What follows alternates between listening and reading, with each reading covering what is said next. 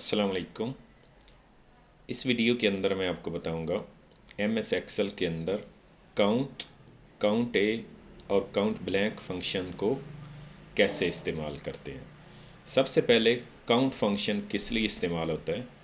Count function values में से numeric values की तादाद को मालूम करने के लिए इस्तेमाल होता है, यानी काउंट करने के लिए इस्तेमाल होता है और सिर्फ नुमेरिक वैल्यूज़ को ये मालूम करता है कि आपके कितने सेल्स के अंदर नुमेरिक वैल्यूज़ हैं। और काउंट ए फंक्शन जो है वो नुमेरिक वैल्यूज़ और अल्फ़ाबेटिक वैल्यूज़ जो हैं उनके सेल्स की तादाद को भी मालूम करके हमें बताता है। और काउंट ब्लैक फंक्शन जो है ये आपके जो सेल्स होते हैं उनसे मालूम करता है कि कितने सेल्स ब्लैंक हैं, यानी खाली हैं, यानी आपके टोटल सेल्स में से खाली सेल्स जो हैं, ब्लैंक सेल्स जो हैं, उनकी तादाद मालूम करके आपको बताता है। तो सबसे पहले काउंट फंक्शन। तो काउंट फंक्शन को कैसे इस्तेमाल करते हैं।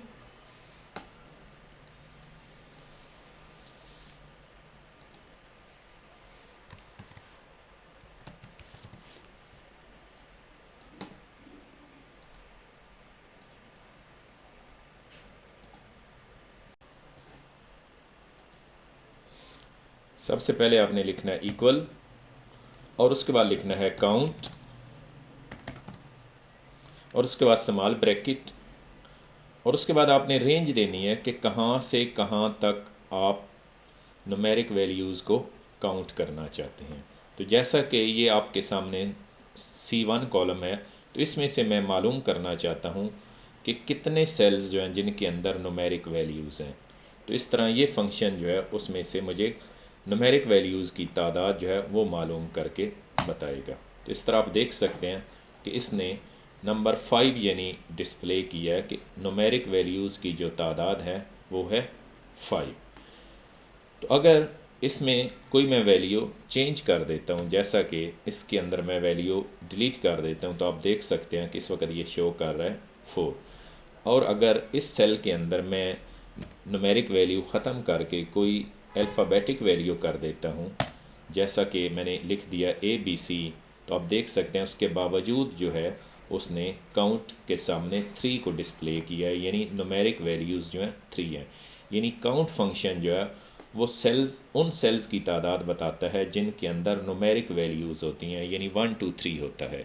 और जो सेल्स खाली होते हैं उनको काउंट नहीं करता, और जिन सेल्स के अंदर अल्फ़ाबेटिक वैल्यूज़ होती हैं, यानी अल्फ़ाबेट्स होते हैं, टेक्स्ट होता है, उनको ये मालूम नहीं करता, यानी नुमेरिक सेल्स की तादाद को मालूम करके हमें बताता है।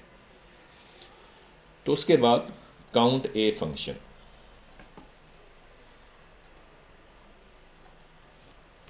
तो इसको इस्तेमाल कैसे करते हैं। सबसे पहले आपने लिखना है इक्वल और उसके बाद लिखना है काउंट ए और उसके बाद स्मॉल ब्रैकेट और उसके बाद आपने रेंज देनी है कि कहाँ से कहाँ तक आप इनकी तादाद मालूम करना चाहते हैं।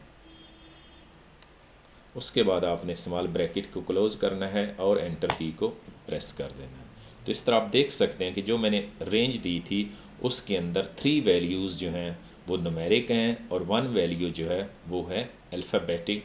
तो इसने टोटल डिस्प्ले किया है 4। तो लेकिन जो ब्लैंक सेल था, खाली सेल था, उसको इसने कैलकुलेट नहीं किया। तो इसमें मैं इस वैल्यू को डिलीट कर देता हूँ, तो आप देख सकते हैं तो इसने वैल्यू की तादाद जो है वो 3 कर दी है, यानी 2 नुमेरिक वैल्यूज़ हैं और एक जो है 1 जो है वो अल्फ़ाबेटिक वैल्यू है। तो इसमें ब्लैंक सेल को वो काउंट नहीं कर रहा।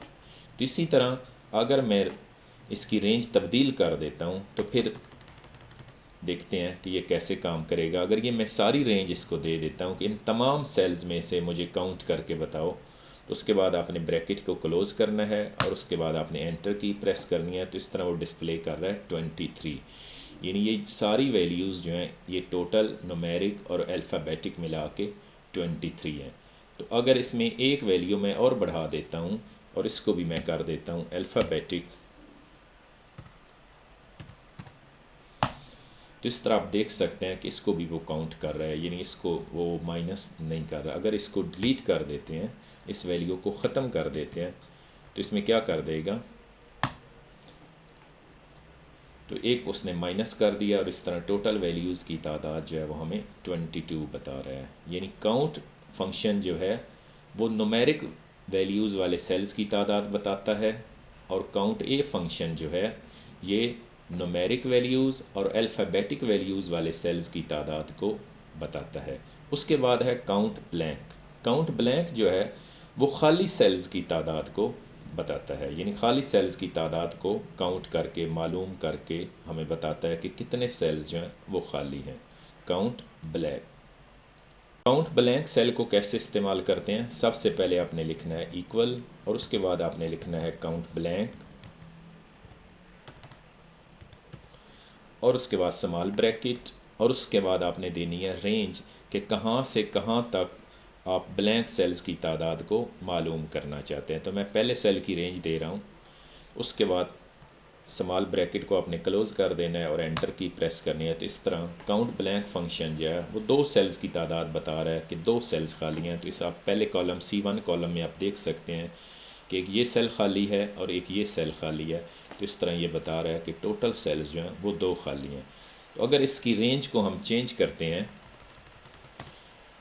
तो अगर ये मैं सारे सेल्स की रेंज दे देता हूँ C1 कॉलम से लेकर C5 कॉलम तक, और उसके बाद ब्रैकेट क्लोज़ करता हूँ, एंटर की प्रेस करता हूँ, तो इसमें आप देख सकते हैं कि टोटल जो ब्लैंक सेल्स यानी खाली सेल्स बता रहा है वो है 3। एक ये सेल खाली है, एक ये सेल खाली है और एक ये सेल खाली है, और यहाँ से एक और मैं सेल खाली कर देता हूँ। तो इस तरह आप देख सकते हैं कि इस वक्त ब्लैंक सेल्स की तादाद उसने 4 कर दी है।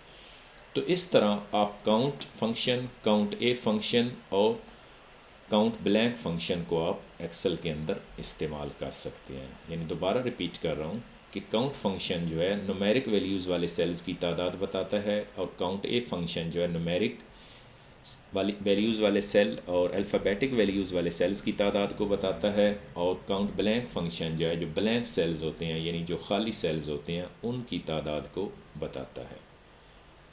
अस्सलाम वालेकुम, अल्लाह हाफिज़।